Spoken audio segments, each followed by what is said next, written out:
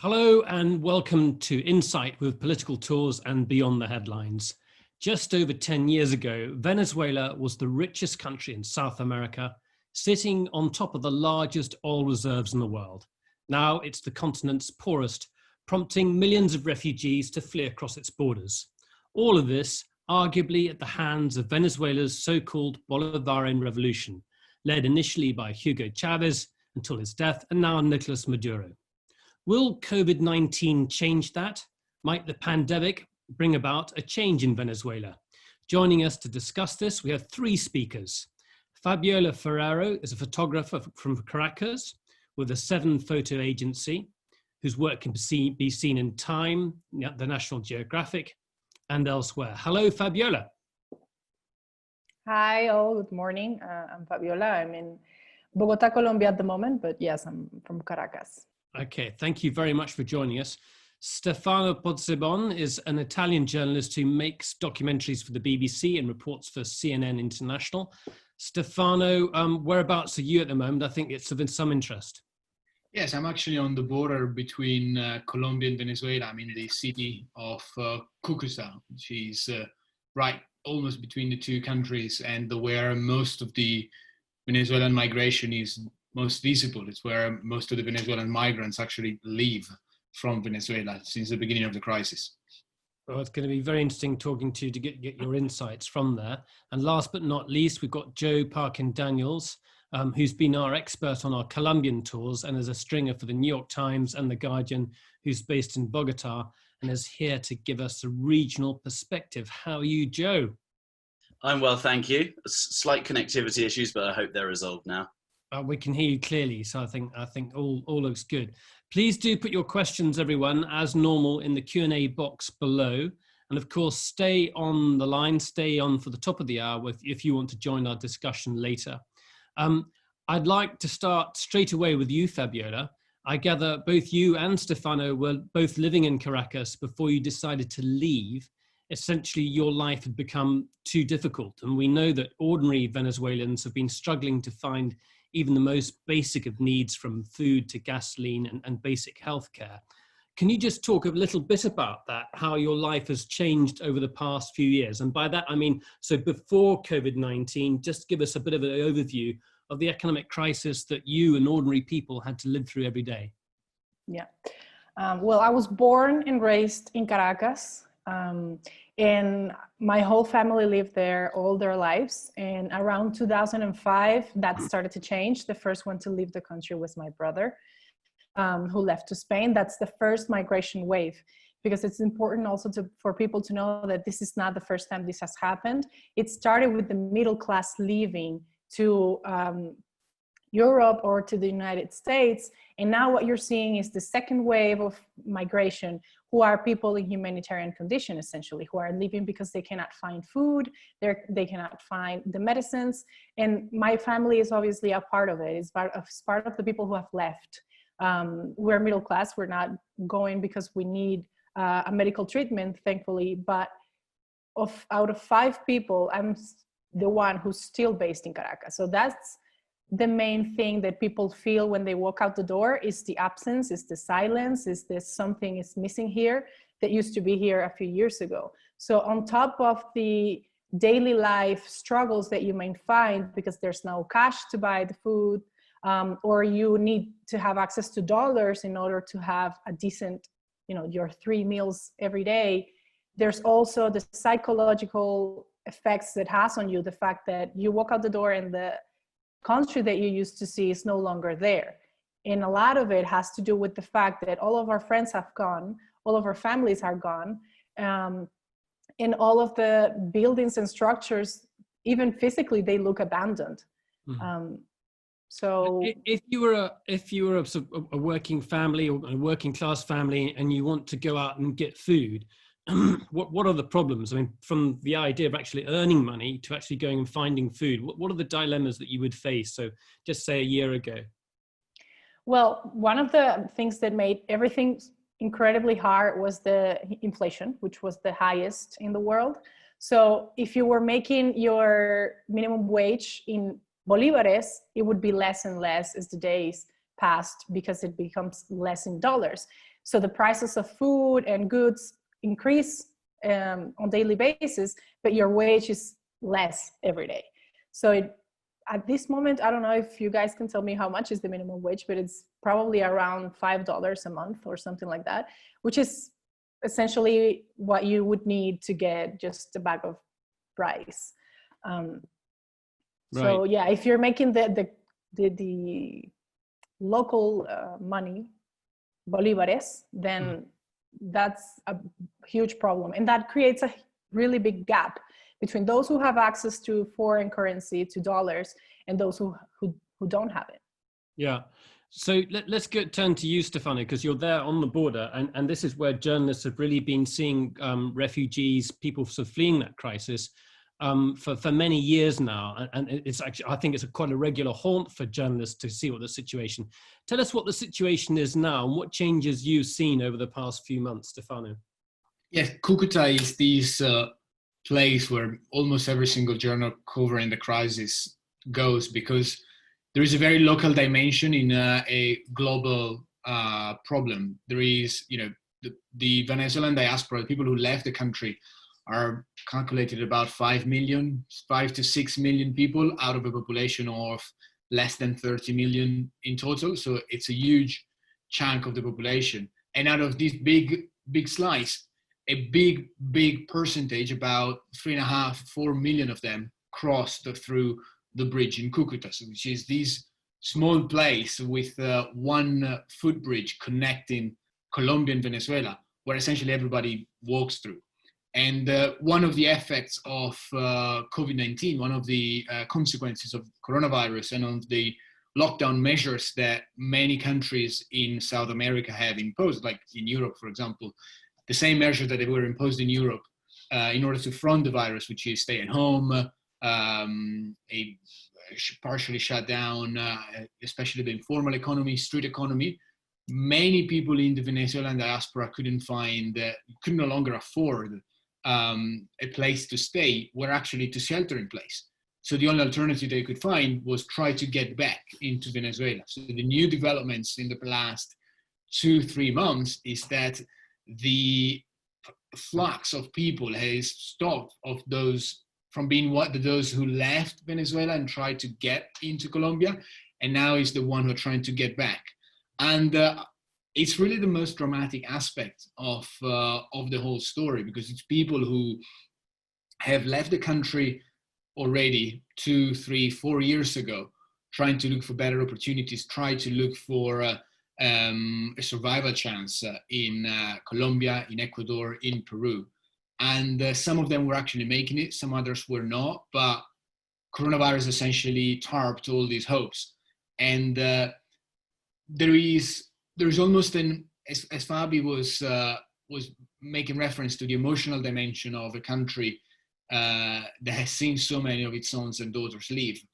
There is an emotional dimension in the fact that you want to wait out this pandemic, this global virus that is terrible and it's fearful. You want to wait it out in the only place where you somehow feel at home, which is Venezuela. And so one of the expressions that a person here referred to me the day before yesterday is like, it's like a hourglass, and the hourglass is flipped. So because everything goes through the same funnel, which is this small little bridge, everyone goes through the same. You've got people going both ways then, have you? Yes, exactly. So yesterday, for example, the day before, when we were trying to approach, we met this scene with 2 families who were going in 2 different directions. There were families trying to get towards the border to try enter Venezuela, coming all the way from Peru. And that's, you all travel and you're interested in travel and geography. Lima is a very long way away from here. It's 2,500 kilometers in mountain ranges in the Andes. And these people are walking all the way to try to get back into Venezuela. But also many of them can no longer enter Venezuela, or cannot enter Venezuela because the government is reducing the number of people who are allowed to get in, the Venezuelan government, in order to prevent further spread of coronavirus. So many of them get stuck literally not even between a rock and a hard place. They're stuck between a global pandemic and a country that is so much in disarray that it doesn't want them to come in, essentially. And so we've met people who are after waiting for 2 or 3 months in Cucuta, have decided to try to go back into Colombia, into the internal of Colombia, Bogota, the cities. And the reasons behind all this movement is exactly the same. Trying to find a shelter, trying to find a place where you can start rebuilding a support network, get some income, and go forward somehow. It sounds absolutely desperate. I think everyone who's watching here is probably familiar with the story of Hugo Chavez, the Bolivarian Revolution, the nationalization of the oil industry, the huge distribution programs to try and sort of alleviate poverty and raise living standards. Basically a massive social welfare system, and billions moved away from other programs to that expenditure program, but at the same time the lack of investment in its own oil industry, which I was amazed to read that Venezuela is essentially not producing much oil at all now, and yet it's on the biggest oil reserve, has biggest oil reserves in the world. So it's a terrible decline.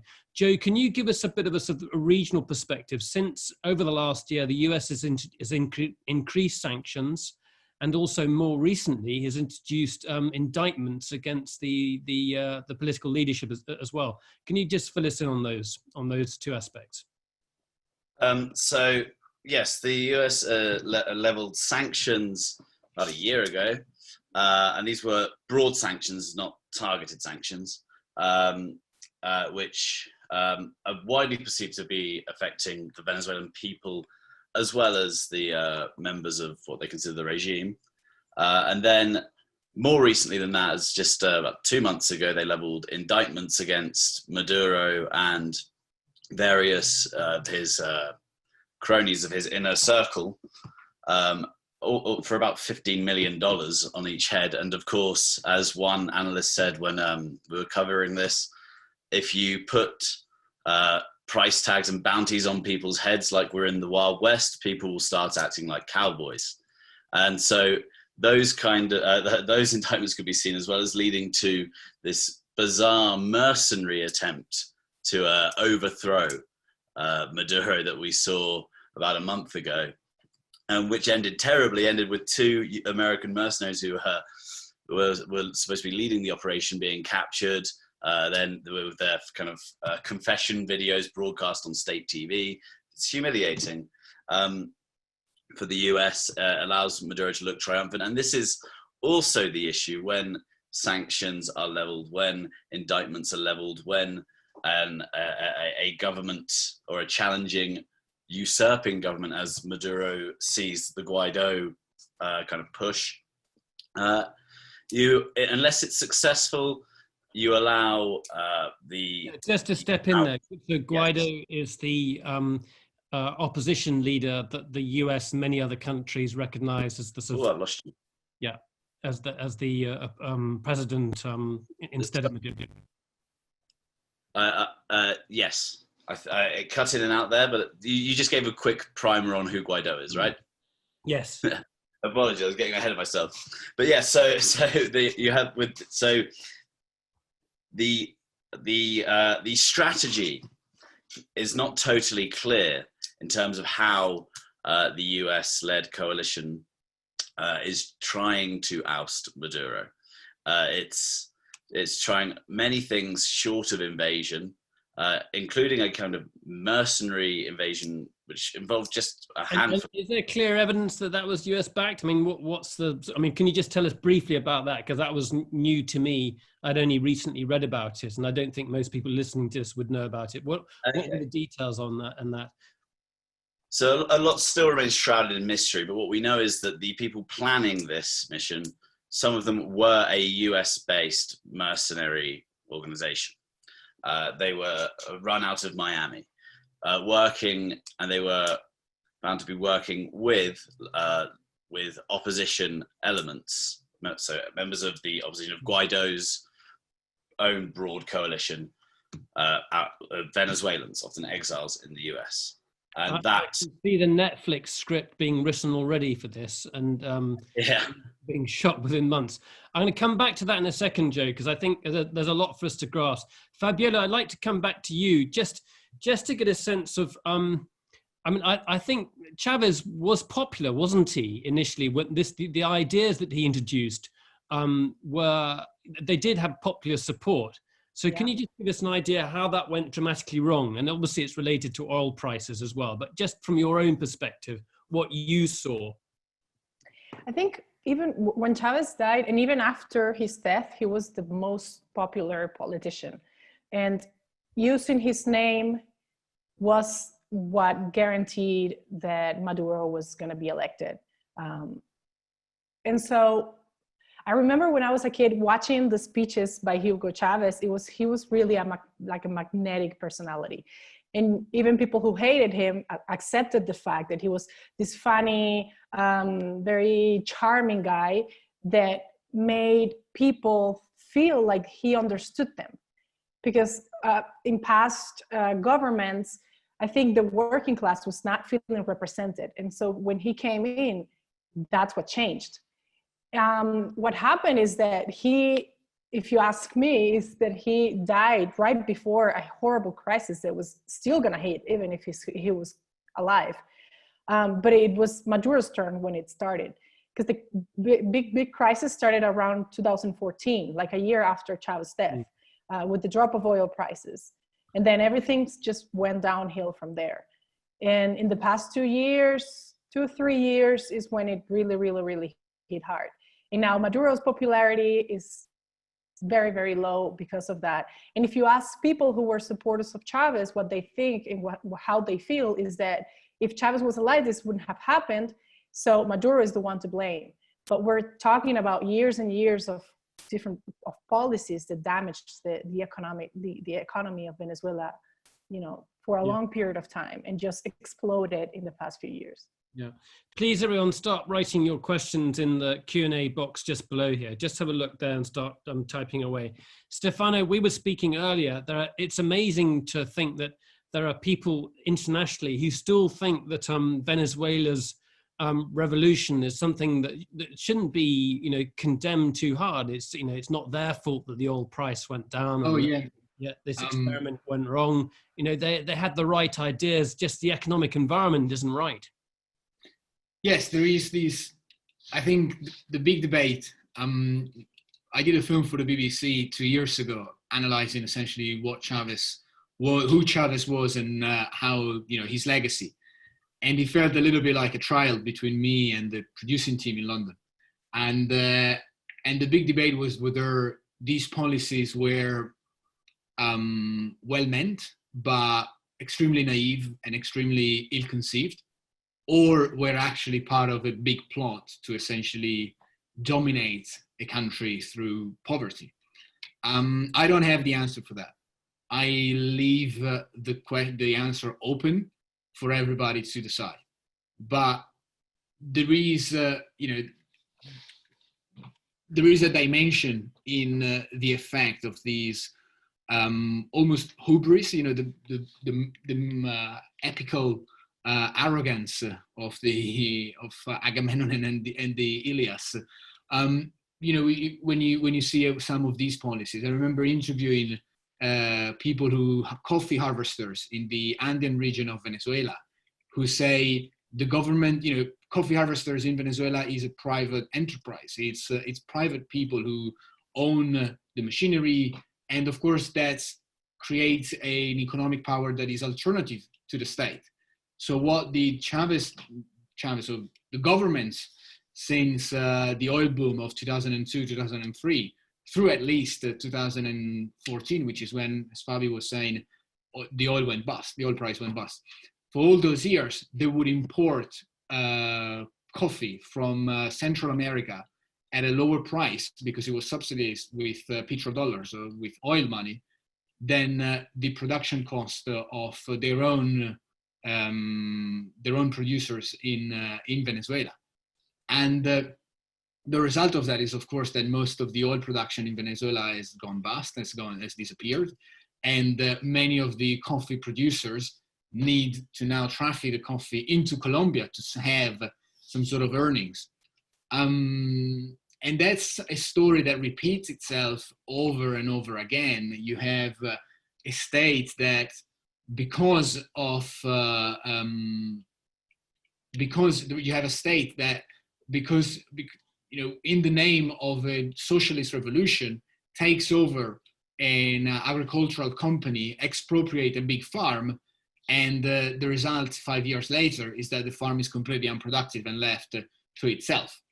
So there is this debate of like, Chavez did say that he was fighting for the poor man, for the working class, and some of the policies that he envisioned were actually meant towards the working class. We have seen increase in the health conditions, in the medical assistance. We have seen increase in university participations. I know people who they will tell you, if you meet them in Caracas, they will tell you, I was able to study in a university because after Chavez, many universities opened up. And that's one good thing. But at the same time, the cost of that was almost completely dismantling the productive apparatus, rely completely on oil, and by that, the result is what we have in front of our eyes today. It's a country that is completely in disarray. Nicholas, you're back. Sorry, guys, I don't know what I missed out on there. The question I was going to ask to sort of follow up on that was to ask Joe. Some people have tried to make parallels with Cuba in the relationship between Venezuela, Cuba, and the US. Venezuela is a different case, isn't it? Comparing it with Cuba is an unfair situation, both in terms of, well, first of all, I'm going to start with the leadership. The corruption that exists within Venezuela is enormous. And then the outside influences, if you think about the links with the FARC and other guerrilla groups, and then there's the oil. Can you just see how some people have made that comparison with Cuba and whether you think it's right or not? Lost you.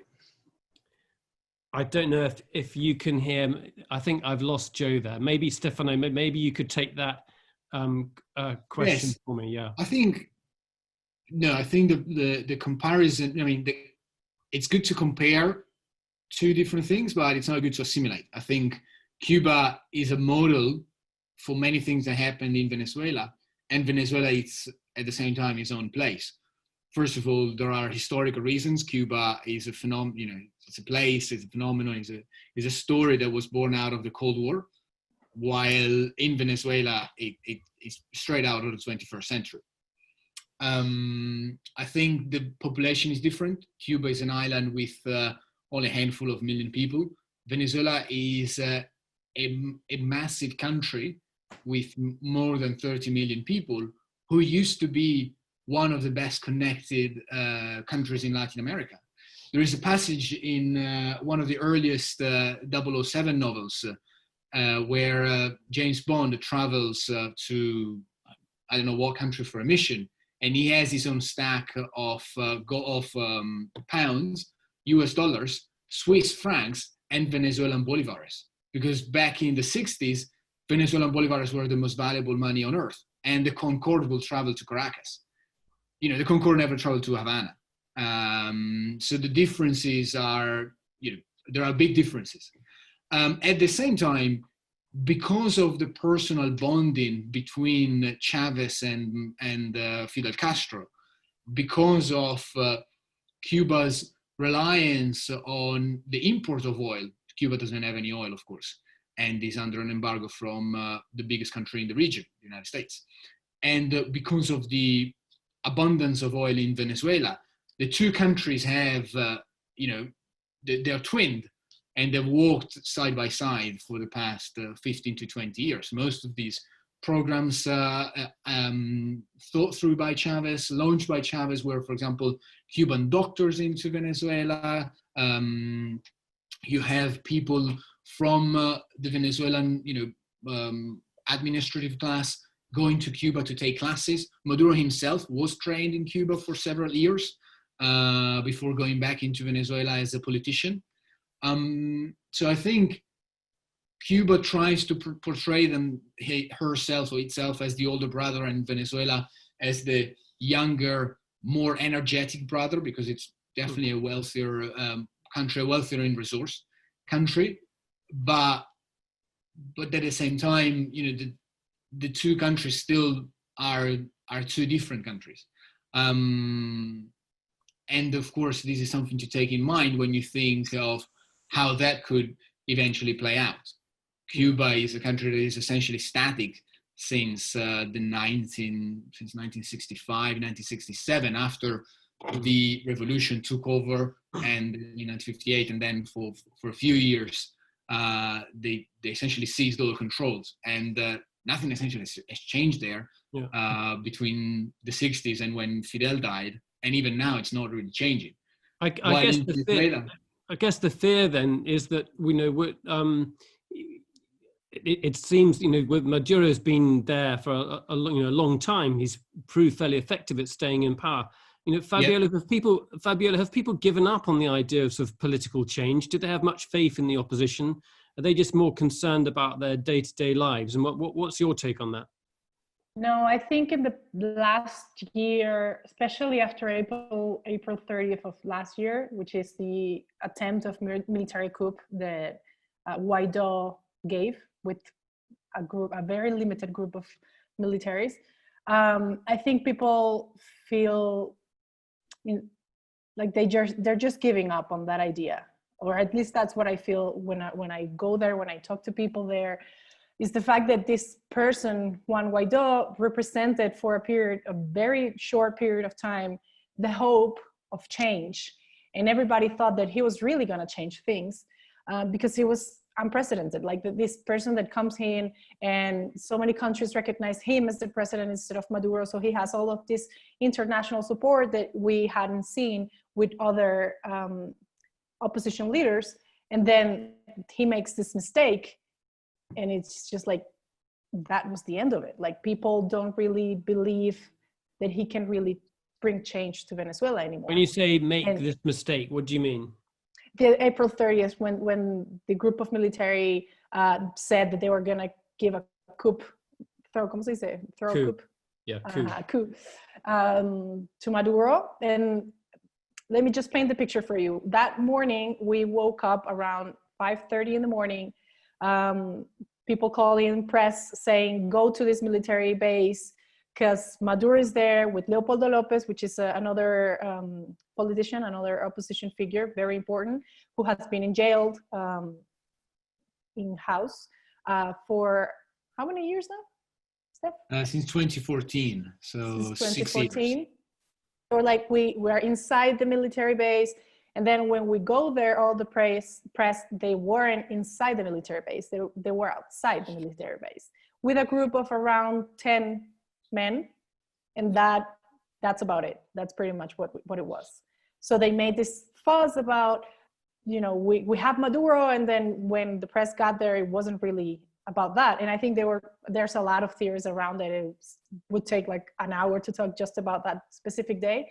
But the thing is that as the hours started to pass, nothing was really happening. No big figures were coming forward to say, get out Maduro. And then the military just disappeared. And so people started to wonder, do you really have as much power as you claim you have? Because you do have a lot of support in the international community, but inside the country, it doesn't really seem that way. Yeah. Okay. And so I think after that, things changed. Yeah. So Joe, before I disappeared and you disappeared, I was going to ask you about sort of US policy on Venezuela. And I got the sense from you initially that you think it's counterproductive. I mean, this is maybe your opinion, your personal opinion, that the increased sanctions plus the indictment of those politicians, including Maduro, is just going to make them harder to leave office. And what was your take on that? I didn't quite get all of that. Well, I think the strategy, not even to go as far as say counterproductive, is inconsistent.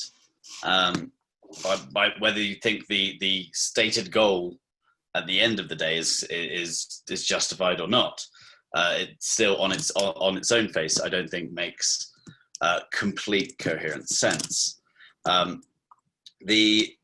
effort to going back to January, the decision when Trump says kind of flat, like I'm quoting, we want regime change in Venezuela. Regime change were the words used. Of course, he has John Bolton as his national security advisor at this time, who is no dove on Venezuela, and so you see this push to get rid of Maduro, and the idea is always that this is going to be kind of people-led, and it will not involve an invasion until it does. There's always kind of all options are on the table. Is the threat that was always leveled and still gets wheeled out every now and then.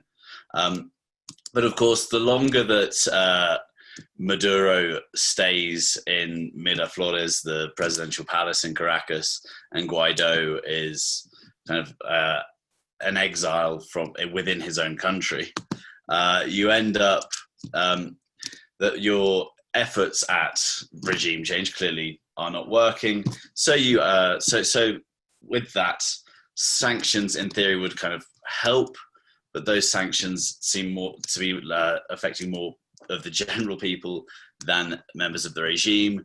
Then you have general inconsistency in foreign policy coming out of Washington, which shows that you'll have a much more cozy relationship, specifically with Putin, coming from Washington right now, who is one of Maduro's few remaining allies. That suggests some sort of awkwardness when you're trying to oust someone, when you're cozying up to someone who could maybe exert some leverage. And as it's gone on, the threats of all options are on the table don't really hold so true, and I'm not advocating for invasion, but when your bluff is repeatedly called, it's difficult to see the consistency. And bear in mind that during this time, Maduro is not just kind of riding this out, he's consolidating power. He has just yesterday, I believe, or the day before, the Supreme Court the Supreme Tribunal of Venezuela basically kind of defanged. We just talked about Leopoldo Lopez. He's another opposition figure seen as the kind of godfather of Guaido's kind of movement. Defanged his leadership of his political party, of which Guaido is a member. All of this stuff goes more or less unchallenged, except with symbolic gestures. Sanctions that can't really touch the regime, because it's very difficult to sanction illegal economies. It's very difficult to sanction illegal mining and drug trafficking and all these things that the Maduro kind of administration and the military, which is key to propping him up, is believed to be involved in. So the short answer is I don't see much consistency in the strategy. I also don't see where you can go from here. And of course, the thing that never gets mentioned when everyone's talking about these strategies is the fact, as Fabi and Stefano have been saying, is that these people in Venezuela are suffering in a way that that really is quite difficult to kind of get your head around. When Stefano and I first met, we were actually in Caracas in a hotel, in a swanky 5-star hotel, but still sort of dodging blackouts every day. And that's for people that can, have newspapers and news crews paying hotel bills. For the average person, they're living in the dark for at that point about a week. The situation keeps getting worse, and what little sanctions they can levy now just make it even worse for normal people. So it's difficult to see where a solution kind of really lies, a practical one. For people listening in, I've just been catching up on some of the news in Venezuela recently, and some of the stories about the military involved in drugs cartels or smuggling petrol. I mean, it's quite astounding. but I guess if you've known about it for some time, you're not shocked by it. But I was shocked when reading about it. Fantastic question here that I want that Fabiola and Stefano to answer. Is the only hope for Venezuela another military coup, a successful military coup, or will this carry on until there's nothing left to steal? Fabiola, go on. Are you hoping for another coup? Personally, no, I don't think so. I think Maduro has the military power still pretty much for himself, but also I don't think the democratic path is the way out for him. So that's also something that disencourages people a lot there to participate in elections, for instance, because they do not trust that system anymore. So it's either the democratic path, which is not an option for citizens at this moment, it doesn't have any credibility, or a violent solution such as a coup. And that's also proven to fail over time in the different attempts that we have seen in the past few years. Stefano, same question. Yeah, I stand by what Fabi said. I think one doesn't want to be the cynical, pessimistic journalist, but sometimes there's no other answer for them. I don't see a scenario of military coup or civil war exploding in Venezuela. I think there is the risk of that, going into a Libya type situation or Ukraine type situation, but the Caribbean is not the Eastern Mediterranean. People are, it's different, the way that people love their country, the way that people go along with their days. Venezuelans have endured way more enough difficulties from, to go through. And so I don't see a successful other military option at the table in the horizon. What I think could change, and what I think could be maybe the only thing that could perhaps break the stalemate that has happened since the April 30 that Fabiola was referring to, is if the diaspora, the migration situation goes away again out of their hands. Latin America is not a country, is not as heavily involved into the business of Venezuela as much as one would like. We see a lot of intervention from Russia, for example. We see Russian military observers in Caracas. We see, I've seen in the questions, China, Iran, of course, and we see the United States on the other side. And Latin America has so far taken just an observer type of role. They don't want to mind in one of their own brothers' own businesses, essentially. But Latin America and the regions and the countries such as Ecuador, Peru, Colombia, Brazil are the ones who are dealing the most with the diaspora and eventually footing the bill. And if coronavirus passes and the situation in Venezuela is not resolved and 5 million people have already left, if 10 million more could leave, and that's a scenario that is absolutely possible, that could perhaps trigger stronger reaction from not the United States, not Europe, but the local powers here. And that is something that can perhaps bring at least some novelty, at least something that is that can change. For the rest, drag on until there's nothing left to steal. Perhaps, one of the ways to analyze the Venezuelan crisis is looking at the gold reserves in the central bank. And I remember in 2016, I was interviewing an economist to say, these people will stay there until they are able to go, to sell even the gold in the Caracas Central Museum, like golden artifacts from pre-Columbian era. So the gold reserves are dwindling, are going down, but they're not expired yet. Right. Let's bring in some questions now. We've got Pamela Dixon there with a question, and then we've also got Philip Godfrey as well. If we could bring up Pamela Dixon and Philip Godfrey. Pamela, do you want to go ahead? Your microphone should be opening up now. Go on, Pamela. Okay, sure. Hi. I wanted to ask about how you guys see the conflict between Iran and the United States playing out in terms of the fact that, Iran hasn't been making oil shipments and supply shipments, and then the United States is responding by seizing ships. what do you see as the future of that kind of playing out? Let Joe, you take that one to start with, and then the rest of you chip in afterwards. Joe, start with that one. Okay, well, I'm no Iran expert by any means, but I do enjoy a war game, so we can play with it. But it's tricky to see how that plays out, which is the main issue with the people that I imagine strategists in Washington have generally with Venezuela and Iran policy is it's very difficult to know with so many variables how those things can play out when there's so little trust on any of those three sides. When there's when all three leaders, the current leaders, have formed for bellicose rhetoric and upping the ante rather than de-escalating it. It's hard to know. I think just based on what we've seen from both the what we saw at the beginning of the year with the assassination of, I'm going to butcher the pronunciation, but Soleimani, I think it was.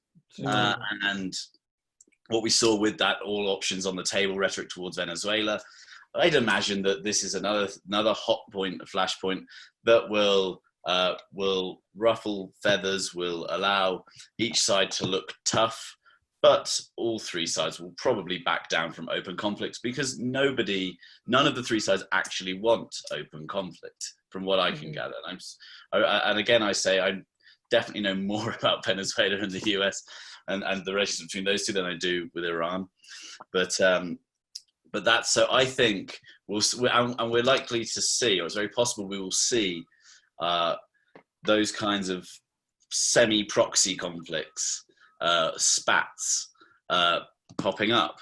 But of course, those little maneuvers can lead to misunderstandings, and misunderstandings when the stakes are so high can be very, very, very bloody indeed. And of course, the stakes are constantly being upped. It's an election year in the US. Obviously, Trump is, the polling says he's very unpopular. He's also known to play to certain aspects of his base in southern Florida. So there are many factors that could come to the fore to make it ugly. My hunch right this second is we won't see that just yet. Okay. Before you answer the question as well, Stefano, let's bring another one from Philip Godfrey, because it's also about that sort of international aspect. Philip, do you want to go ahead? Philip, you need to unplug your microphone as well. Philip, can you hear me? Yeah, I can hear you now. Go on. Yeah, I mean, I was being a little bit facetious with my question. I should have put the word rescue in parenthesis, but I just wondered what the Maduro regime's relationship is with China, and whether Venezuela represents a strategic target for China, not least because of where it's situated geopolitically, but also because of the oil. I just wondered what you felt about that. Stefano, China's been hedging its bets slightly, hasn't it? Hasn't it been vociferous in support of Venezuela, nor condemning? Yeah, definitely. I mean, China is currently one of the biggest supporters of allies of Maduro. But at the same time, I see more, as you correctly said, Philip, I see more an economic reasons, economic rationale behind China's interest in Venezuela than actual geopolitical. China needs oil. China needs raw material to work with in its big industrial apparatus. Venezuela can offer both. China is currently the biggest creditor of Venezuela. They are the ones who have given Maduro the most money, and but at the same time, they are not as bellicose as, for example, Putin, who Joe referred to before. You can tell Iran is in Venezuela almost purely for geopolitical reasons. Iran is there essentially, in my opinion. The US have a massive military base all across the Gulf. Iran wants to say, we have our own little place in the sun as well in your own backyard. China instead is more of an economical game. And we're actually especially earlier in 2019, when the momentum seemed to be behind the opposition. China was not as forcefully behind Maduro's back as Russia, Cuba, or even Turkey were. And you can tell that, I think, as long as the Chinese will get their money back and will get their investment into Venezuela back, they will probably not be too bothered with a change in Caracas. That said, China is also, dealing with many other fishes. It has many other fishes to fry. There is the South China Sea. There is a dispute with India, Pakistan, and all of these issues essentially collide. I remember one. It could be that China's interest in Venezuela is also just a way to get a stronger leverage on the table to get something that really wants elsewhere. I don't know, in Southeast Asia, for example. Yeah. And so it can become that Venezuela becomes sort of like a pawn to be exchanged between big geopolitical. As Jose said, nobody wants an open war here, but the risk of misinterpretations when the margins are so thin, the risks are so high, could lead to undiscovered scenarios. This is all really depressing stuff. This is no positive news, and I'm afraid the next question is going to sort of add to that slightly. Anna Logan, you're in Australia, and Fabiola, I think you're very well placed to this because you've been looking at I think this situation is more about the health systems, and I know you've been doing some work both in Venezuela and also out of Venezuela that follows up on this. Anna Logan, your question, Anna. Anna, you should go on. Sorry. What kind of public health system can Venezuela possibly have, and how is it coping with the pandemic? Yeah, well, thank you for your question. Starting from the last one about the pandemic, it's quite hard to know because we don't really know the actual numbers. We know that a lot of cases are going underreported in Venezuela. So there's one particular city, Maracaibo, which apparently has, the hospitals are full of people with COVID, but they're not being fully reported by the government. And also, just for a regular citizen trying to access the health system can be traumatic, to say the least. We have a friend, Stefan and I, who he's a kid that has cancer, has been battling cancer for years, and he needed to have an operation this past week. And in order for him to have the operation to be in the hospital, his family needed to bring all of the supplies, everything from needles to gloves for the doctors to the masks for the doctors, absolutely everything, because in the hospital they don't have any of that. And if you need medicines, that's also something that's going to be a huge problem for you. I don't know the number right now, but last year was around 90% of medicine shortage, which means you couldn't find essentially any of the medicines that you would need. So if you are a cancer patient, for instance, that's a huge problem for you. You would have to look for help abroad. Or we also had a friend that had a brain hemorrhage, and we had to gather money, all of our friends, to bring everything from the US, like the bed, everything that he needed, because it's just not there. So you can have some sort of hope if you have access to dollars to bring things from abroad, but if you need to rely on the public health system, it's just not good news for you at all. And Fabiola, you've been following that up. If you think about the 3 million refugees, so once you've made it to Bogota or somewhere else, your dilemma is not over. There are people who are struggling and starving still. Indeed. So I was doing a work recently due to COVID of what was Stefan was talking about before, what it's like to live again the fear of not having something to eat. Because before the pandemic, you could go out to the streets, work informally, and more or less have some money to at least eat. So right now, because they cannot go out to the streets as they used to, and people are not going out to the streets even if they could, to sell whatever they sell on the streets, which is the main source of income for most of Venezuelan migrants here in Bogota, then they're starting to have the same problems again. And in this particular case, I gave them like tiny diaries so they could have a record of what they were eating in a time span of 5 days. And then I came back and photographed them. And what I would find is people that were writing breakfast, I had nothing to eat, lunch, nothing, dinner, rice for 3-4 days in a row. And this is something that they were escaping. And now they're living that again. Sorry, we had a slight disturbance here. That was the postman at the front door. But no, I didn't hear anything. You didn't hear it? Okay, No. Joe, what's been the sort of regional policy of Colombia, Brazil towards Venezuela? Have they? I mean, is it just grandstanding? Are they taking measures that have any impact? What's the situation there, Joe?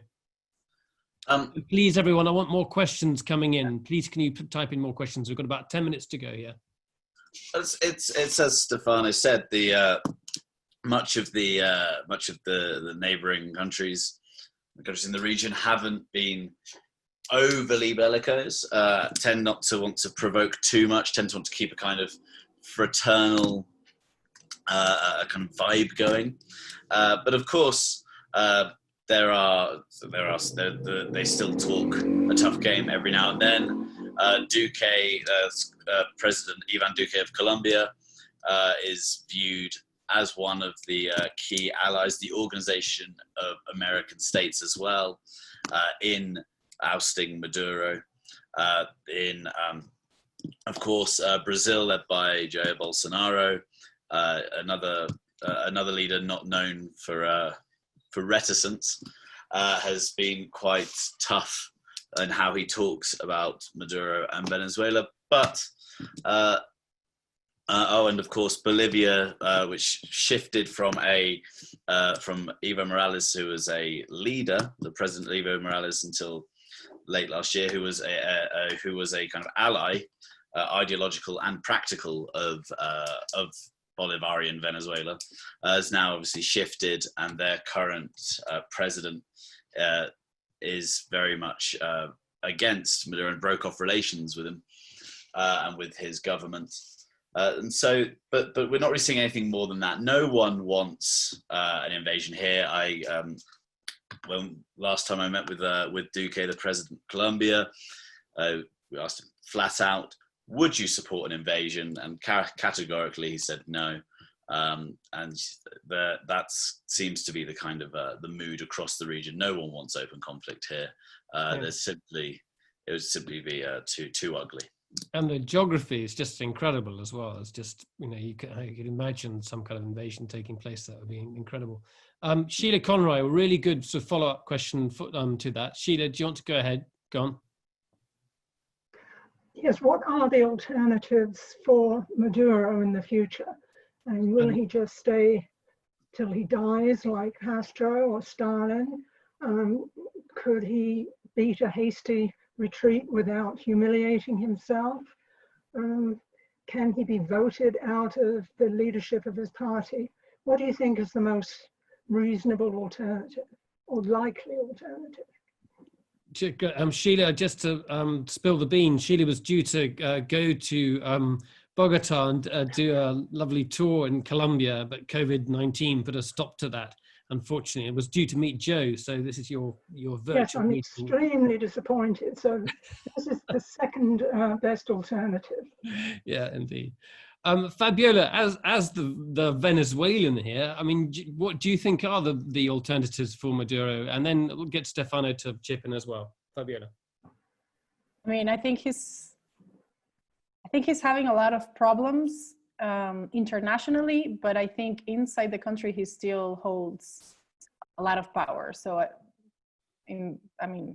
think he's gonna stay there for a while. Yeah, you can't see him going. Stefano, what's your view?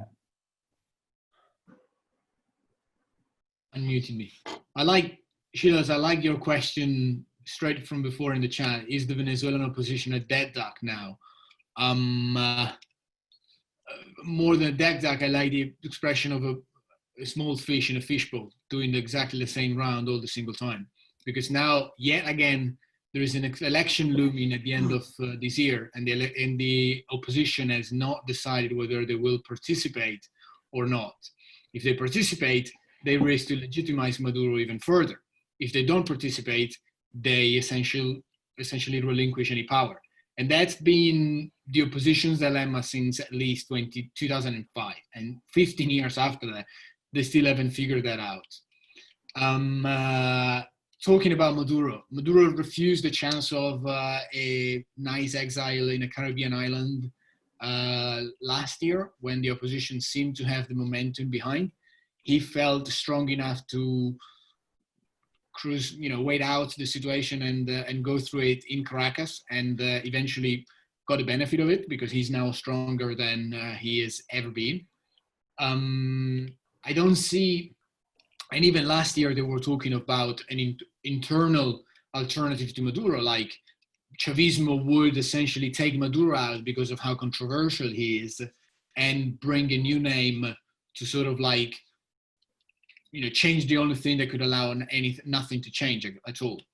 That hasn't happened, and it seems that Maduro has decided to tie even further his own destiny, personal destiny, to the tragedy of Venezuela. And the question is there for the taking. I could either see the scenario of him staying there for 40 more years, or I could see the scenario of him taking a flight at one point, leaving Caracas in a hurry in the middle of the night. It's still there. It's just too open to call right now. Yeah, but I was reading some analysis in the I can't remember where it was an American paper, but basically saying the indictment on drugs charges makes that negotiation. If you're trying to do backdoor negotiations with Maduro to leave, and he knows that he's about to face a 30-year jail sentence in the United States, he's not really going to be leaving office very quickly unless he can, get a Tehran for 30 years or whatever. So it's a tricky one. I think Sheila's question's been answered. So Sheila, I'm avoiding you. I'm sorry. My apologies. Let's take in reverse order. Let's take Fran Hoffman first and then Simon Jackson. Fran Hoffman, go ahead, please. Fran. Yeah, I read in the Washington Post this morning of the interception of luxury cars coming into Venezuela. So I wanted to ask a question about inequality. Clearly, you have extreme inequality in that country with a very wealthy class able to have luxury cars smuggled in. Are they able to come and go for healthcare services, and are they not being affected by the economic dislocations of the country? Who wants to take that? Who feels best qualified to take that? The elites, the access to wealth, healthcare, are they unaffected by this? Who wants to take that one? Bobby? Come on. I think Joe wanted to say something, but I think we can all say a little bit of about that because it's quite. Fabiola, you start then. Your talk. You start, Fabiola. Yeah. So as I was mentioning before, the access or not to foreign currency, to dollars, has increased the gap it has increased inequality in the country a lot. So she has an interesting question at the end of her paragraph there. She asked, is there a middle class? And that is something that we're also asking ourselves, like, where is the middle class? Because if you were middle class making your money in bolivares, then you're now middle class, you went down. If you're started to make dollars, then you are suddenly like really wealthy inside the country. So I would say it's hard to find middle class in Venezuela at the moment. So yeah, I wanted to answer that. The middle class has effectively been wiped out, hasn't it? Joe, you go ahead, Joe. Yes. And yes, and I would also just add, doesn't really answer the question, just to give you some more context.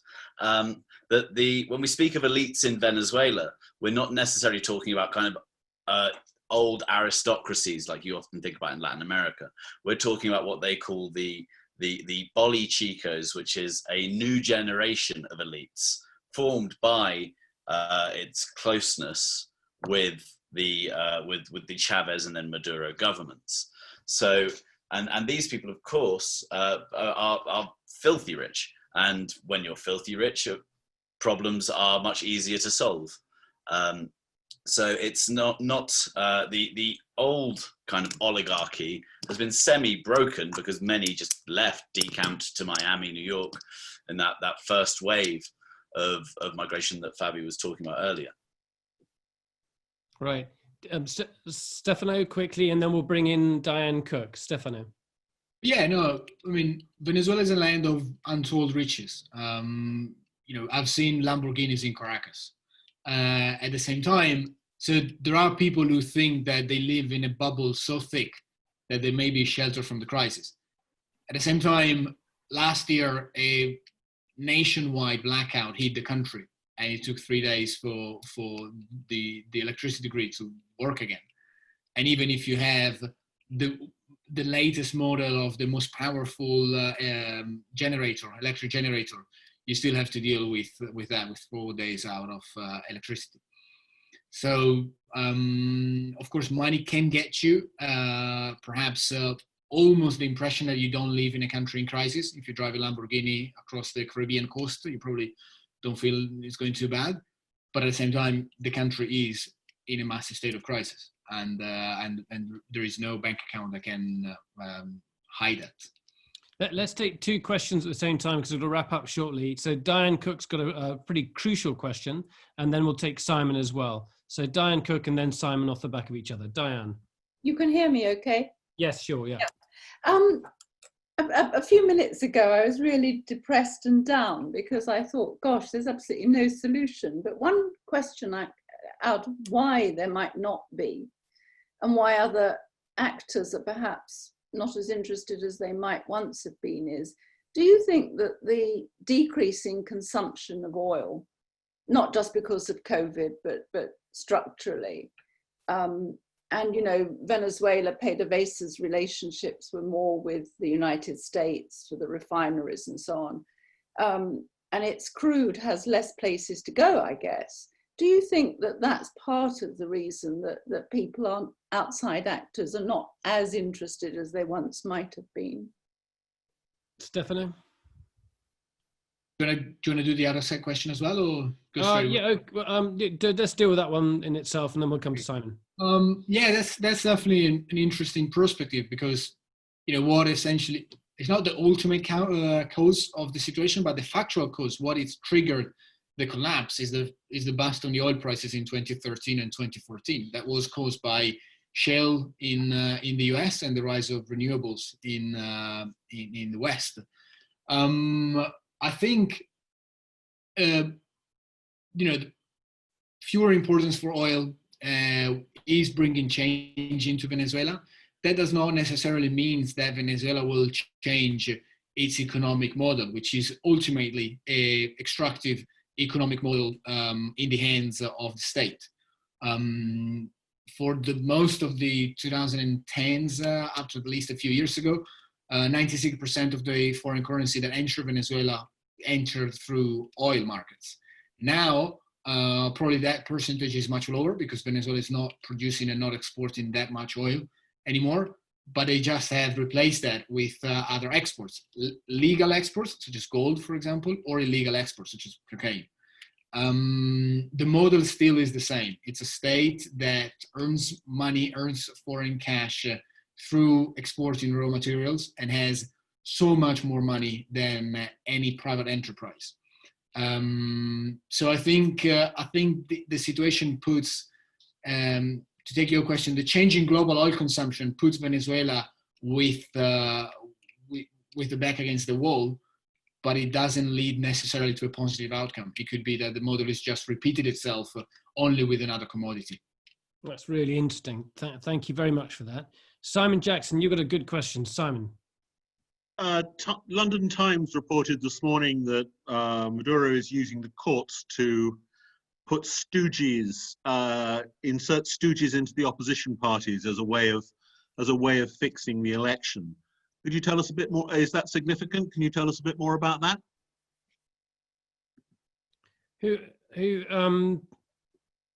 knows about that? I'm not clued up on here who best to ask. So Joe, do you know about that? Or Stefano again? Anyone raise your hand? Sure, I can have a quick stab. So it's all of a piece of Maduro's moves to chip away at the democratic process. The last democratically elected institution, like freely democratically elected institution in Venezuela, would be the National Assembly, the Parliament, the Congress, however you want to think of it. And that was controlled by Guaido's power, popular will. And that's essentially what led to where we are now, or where Guaido declaring himself president. So, as leader of that institution. So he wants to defang that institution of Congress, the last remaining kind of democratic institution there. And he's done so in two ways. One, by handicapping its leadership, allowing stooges to basically kind of take over those parties from popular will and two other opposition parties, and also by adding the number of seats. They did a similar thing. Chavez did the same thing with the courts. Instead of kind of just installing people directly, you just dilute the people that are already there. And so now he's added about 100 seats to what was only about 120 seat institution. It's just freeing the way to co-opt the National Assembly and to consolidate power. That's my take on it. I wanted to thank Joe Parkin-Daniels, Stefano Pozzebon, and Fabiola Ferraro for their time. It's been a really interesting discussion, and my apologies also for all the technical difficulties.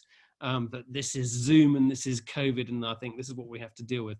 Do stay on the line if you want to add to say anything about the discussion we've had. But in the meantime, my thanks very much indeed to the contributors, and thank you. Goodbye for now.